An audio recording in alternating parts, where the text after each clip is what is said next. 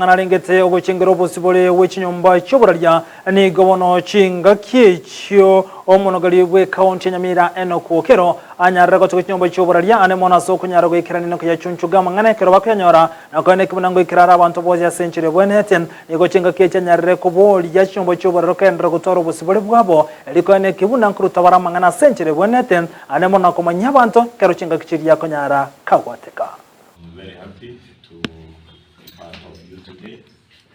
and I want to apologize that it happened this day came in between when I had very serious engagements today. Not being a Friday, musician mingi, we had friends who were colleagues and they asked us to stand in with them because of this day. I want to appreciate you for finding time, and I'm impressed that last time you kept the promise that you were going to come to Nyamira, and you have come today. So nichukue fursa hii kuambia karibu Nyamira. Number two, thank you for finding that time to engage in social activities and carry the agenda of this great day